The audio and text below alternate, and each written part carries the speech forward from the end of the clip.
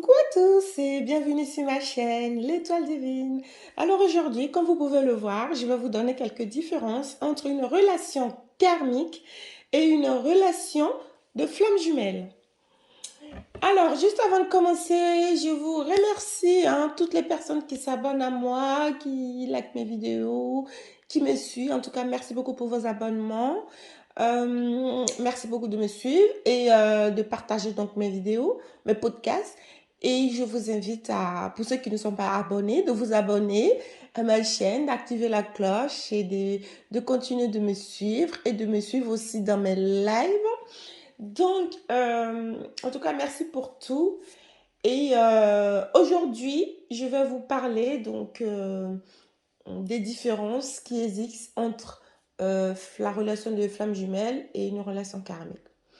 Alors, je vais utiliser un exemple.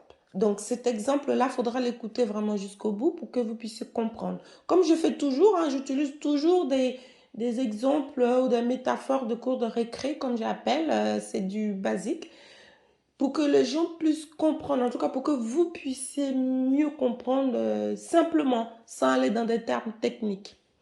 Technique, oui, je sais faire, mais sincèrement, quand on parle d'émotion, tout ce qui est technique, ça embrouille plus qu'autre chose. Donc, alors je vous explique. Admettons, vous allez faire une mission, un travail.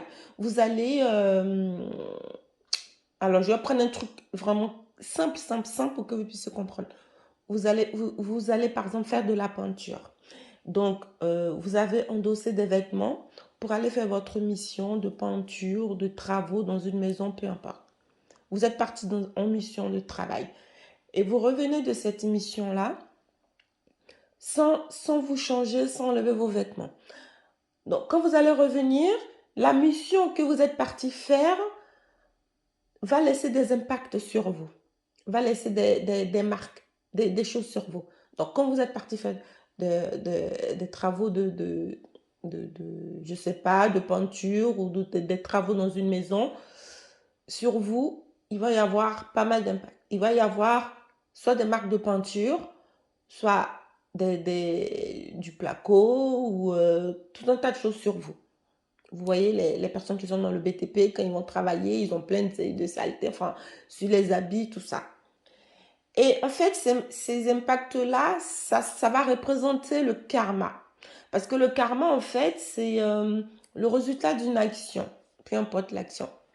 Donc, quand vous allez revenir de votre mission, il y a certaines personnes qui vont reconnaître les impacts qu'il y a sur vous. Certaines personnes vont se dire, mais tu as de la marque de peinture dans tes cheveux, sur tes habits, ou soit du placo, ou reconnaître la couleur rouge d'une peinture, je ne sais pas, ou d'une colle sur les habits, sur les chaussures. En tout cas, tu vas être couvert de plusieurs impacts. Ça, c'est le karma. Et les personnes qui vont reconnaître ces marques-là vont te le montrer, vont te dire, oh, regarde, tu as de la peinture dans le dos et tout. Alors, ces impacts-là, si les personnes te le montrent, c'est pour que tu les nettoies, pour que les impacts disparaissent. Donc, la personne qui va reconnaître une marque sur toi va te le montrer pour que tu le nettoies, pour que tu l'enlèves. Une autre personne va peut-être voir, ah oui, mais là, tu as du placo sur ta chaussure. Ah bah, ta chaussure, elle va pas rester comme ça. Donc, il faut nettoyer la marque de placo, ainsi de suite. Donc, dis-toi que au niveau du karma, au niveau des relations karmiques, les personnes qui vont te montrer ces impacts, c'est-à-dire ces taches de peinture, de placo, etc., qui se sont posées sur tes vêtements parce que tu étais en mission, tu es parti faire un travail, tu es en mission, et on va dire que la mission représente ta vie. Ça peut être ta vie actuelle ou ta vie antérieure. J'espère que vous me suivez toujours. Donc, en fait, la personne qui va reconnaître cette peinture qui est posée dans tes cheveux, une marque qui ne doit pas être là sur toi, qui doit être nettoyée, c'est avec cette personne-là que tu vas vivre cette relation karmique pour pouvoir t'enlever cette marque. C'est l'impact du karma que tu as eu sur toi. Donc, ça voudra dire que Les personnes avec qui tu vas vivre une relation karmique, le plus souvent, ce sont des personnes avec qui tu as sûrement déjà vécu dans d'autres vies, en fait, dans des vies antérieures. Donc, dans cette vie-ci, ces personnes-là vont t'identifier, vont reconnaître la mission déjà que tu avais, qui a été mise en place, en fait. Donc, ils vont reconnaître que tu as été fait de la peinture, donc tu as une marque de peinture sur toi. Donc, il faudra que tu enlèves la marque de peinture. Et cette personne-là, c'est elle qui va t'aider à l'enlever. C'est comme quand tu as une saleté dans l'œil, tu ne vois pas vraiment. Quelqu'un va être en face de toi, il va voir cette saleté-là. Il va te le dire et la saleté qui te montre, ça voudra dire qu'il faut que tu l'enlèves parce que ça n'a pas lieu d'être. Donc, le karma, c'est quelque chose qui n'a pas forcément lieu d'être dans notre vie de tous les jours. Donc, c'est quelque chose qu'il faut nettoyer. Et le fait qu'on continue de vivre, on continue de vivre des expériences, ainsi de suite, on récupère de temps en temps des karmas sur nous. Donc, quand tu te retrouves dans une relation karmique, c'est une relation où tu vas avoir du nettoyage à faire sur toi. Et le plus souvent, les deux personnes doivent faire la même chose. Parce que toi, tu sais que tu as récupéré de la peinture sur toi quand tu es parti faire le travail. Et l'autre a reconnu la peinture, la tâche. Donc, vous deux, vous êtes au courant, en fait, de l'action qui s'est passée avant de vous retrouver face à face pour pouvoir nettoyer cette tâche. L'autre va te le dire et c'est à toi de le nettoyer. C'est pas à l'autre de prendre le chiffon, de te le frotter. Il va te dire, regarde, tu as ça sur toi, tu as une marque, c'est à l'autre l'autre te le dit et toi tu le nettoies. Et c'est ça dans une relation karmique, la personne qui va être face à toi, par rapport à son comportement, son attitude, va vraiment, vraiment, vraiment te montrer toutes les tâches que tu dois nettoyer dans tes énergies, dans ton âme, dans ton corps, dans ta vie, voilà. C'est pour ça que c'est beaucoup plus difficile de gérer parce que quand on a une marque sur nous, un impact, déjà, quand l'autre nous pointe l'impact du doigt, ça nous rappelle le pourquoi du comment on a cet impact-là. Et de deux, il va falloir le nettoyer. Et ce nettoyage-là, parfois, va prendre beaucoup de temps, soit parce que c'est une même et seule personne qui va vraiment te pointer tout un tas d'impacts karmiques sur toi, soit parce que ces impacts sont beaucoup plus difficiles à nettoyer. Et aussi, dans un autre cas, tu vas les nettoyer beaucoup plus facilement, tes impacts, mais ça sera plusieurs personnes qui vont te le faire savoir, qui vont te faire ressortir tous ces impacts karmiques que tu as sur toi. Et dans les deux cas, la difficulté peut être plus ou moins la même parce que ça va toucher toujours tes émotions, ça va toucher toujours comment dire, euh, ton estime de toi, de toi-même, l'estime de soi. Parce que si c'est une seule personne qui te fait vivre ce karma, en général, c'est pas vraiment qu'une seule personne, mais ça peut arriver qu'il y a plusieurs personnes, tu peux rencontrer plusieurs personnes et que tu vas avoir toujours le même schéma. Mais si cette seule personne te pointe tous tes impacts du doigt, ça va être très, très, très compliqué pour toi à t'ouvrir aux autres parce que tu auras vécu vraiment cette relation-là de manière très, très, très, très difficile. Et bon, c'est ce qui arrive hein, souvent.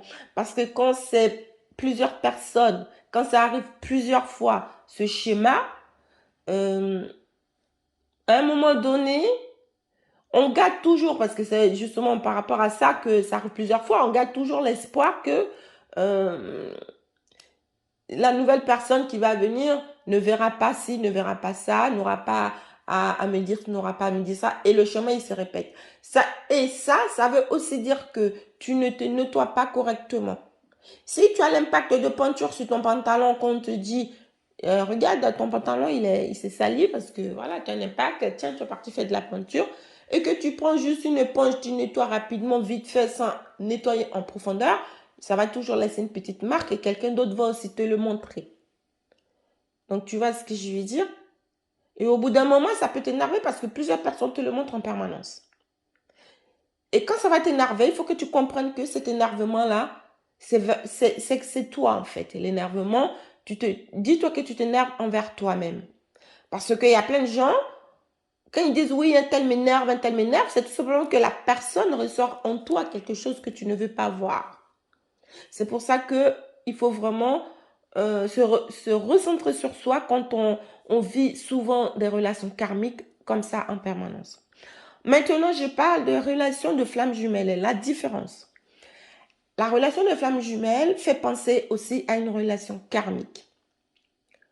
Sauf que le plus souvent, la relation de flammes jumelles est un petit peu à la suite de plusieurs séries de relations karmiques.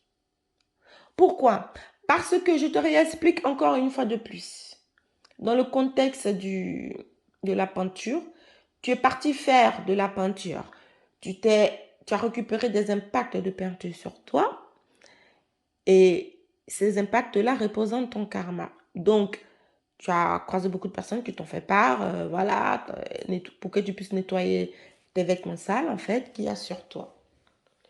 Et ce qui va se passer avec la flamme jumelle, elle va aussi te montrer que, en fait, ce qui s'est passé, tu es parti faire de la peinture avec des vêtements qui ont récupéré énormément d'impact. La flamme jumelle va te faire comprendre qu'il va falloir que tu enlèves ces vêtements et que tu puisses remettre d'autres vêtements pour pouvoir être tout simplement à ta place là où tu dois être.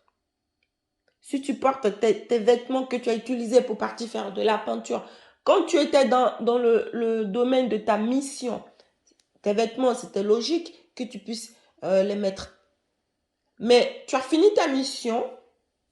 Il faut vraiment écouter ce que je dis parce que je parle un peu en métaphore pour que vous puissiez vraiment comprendre. Tu as fini ta mission, tu as fini de faire ton travail de peinture, etc. Et tu continues de garder toujours les mêmes vêtements que tu as utilisés pour aller faire ce travail. En plus, plusieurs personnes t'ont fait comprendre que ces vêtements sont remplis de taches, de peinture, de placots, de couleurs, de ci, de ça. Tu as juste nettoyé les taches, mais tu as toujours gardé les habits. Eh bien, la flamme jumelle, lui, elle va te montrer que tu n'as plus besoin de porter ces vêtements. Il va falloir enlever complètement ces vêtements pour te révéler toi-même et mettre d'autres vêtements. Parce que tu n'es plus dans ta mission de peinture, de ceci, cela. Tu as déjà enlevé tout un tas d'impacts karmiques sur toi. Maintenant, il faut que tu révèles la version de toi-même. Donc, il faut que tu enlèves ces habits-là. Et c'est ça qui est le plus difficile parce que quand on enlève ces habits, on se retrouve nu. Donc, la flamme jumelle, dans la relation de flamme jumelle, elle va te mettre à nu. Et donc, la nuit noire de l'âme va tout simplement, en tout cas, engendre tout simplement ta résistance. Parce que si tu résistes à ce qu'on te dit d'enlever tes vêtements sales pour que tu puisses remettre d'autres vêtements, dans la période où tu te trouves plus ou moins nu, tu es gêné en fait. C'est difficile de te retrouver nu comme ça. Et quand tu es en train de enlever tous ces vêtements sales qui sont remplis d'impact, tu te dénudes petit à petit et cette période-là est très difficile à assumer. Tu n'as qu'une envie, c'est de vite remettre d'autres vêtements. Et le fait que la difficulté est que tu puisses réussir à enlever ces habits-là, ça prend du temps, beaucoup de temps. Parce qu'il faut que tu l'acceptes, il faut que tu le comprennes, etc., etc. Donc, le rôle de la flamme jumelle, le lien de flamme jumelle, te met en face tout simplement la personne que tu es. Et une fois que tu as réussi à te mettre à nu, vraiment, tu t'es débarrassé de tout ce qui peut te gêner, tu vas tout simplement te retrouver toi. Et tu vas tout simplement remettre les vêtements propres à toi-même pour ta prochaine mission. Tout simplement. J'espère que vous avez bien compris ma métaphore. Franchement, moi, je l'explique comme ça. Et je pense que ça se comprend. La relation karmique va t'aider à enlever les tâches, tout, pour que tu parais plus ou moins propre. Sauf que la relation de flamme jumelle voit au-delà de la matière. Tu vois, la relation de flamme jumelle, c'est une relation avec des infrarouges. Donc, tous les impacts de peinture que tu as enlevés sur tes habits, la flamme jumelle voit avec son regard infrarouge, voit les impacts. Donc, il n'a qu'une envie, c'est que tu enlèves tous ces habits-là et que tu remettes d'autres habits. Donc, tu vas te mettre à nu et ensuite, tu vas te rhabiller avec d'autres vêtements beaucoup plus confortables, beaucoup plus agréables. Et c'est ça la relation de flamme jumelle qui est beaucoup plus agréable. Mais tant que tu n'as pas rencontré une flamme jumelle qui va avoir une certaine vision vis-à-vis de toi parce qu'elle va te montrer ce que toi, tu ne vois pas, ce que tu sais, mais que tu ne vois pas. Parce que quand la flamme jumelle va te dire, écoute, sur tes habits, tu avais pas mal d'impact. Tu les as nettoyés, mais moi, je vois des traces.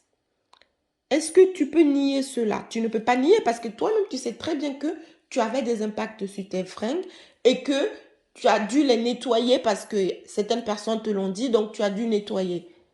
Mais lui, il n'était pas là. Tu as nettoyé. Les personnes ne voient plus les taches. Mais la flamme jumelle, elle est beaucoup plus en puissance au niveau vision, au niveau 5D, au niveau énergétique. Donc, elle voit certaines choses en toi que d'autres personnes ne vont pas voir, mais que toi, tu sais.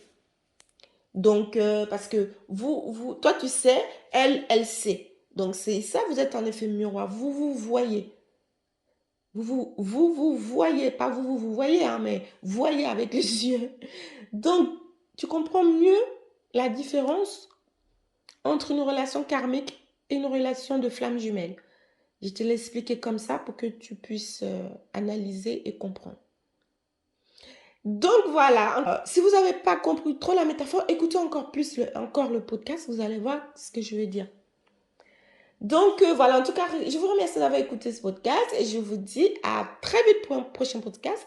Merci pour vos abonnements, merci de partager, merci de me suivre et surtout, merci de me laisser vos commentaires et vos likes. Alors, si vous le souhaitez, j'ai ouvert une adhésion pour être membre. Pour le moment, je suis en train de réfléchir sur tout ce que je vais vous proposer en tant que membre. Si vous souhaitez adhérer, n'hésitez pas, vous pouvez adhérer. Les membres auront bien évidemment un peu plus de contenu que ceux qui ne sont pas membres et un peu plus de contact et d'écoute également. C'est-à-dire, pour les personnes qui vont adhérer en tant que membre, on pourra converser ensemble si vous le souhaitez. Vous pourrez me contacter gratuitement. Gratuitement parce que bon, vous faites partie, vous êtes membre. Donc, ça sera aussi un privilège pour vous qu'on puisse communiquer ensemble verbalement, que je puisse aussi vous expliquer certaines choses que je ne mets pas forcément sur YouTube, etc., etc. Donc voilà, en tout cas, je vous souhaite une très très belle journée et une très très belle soirée.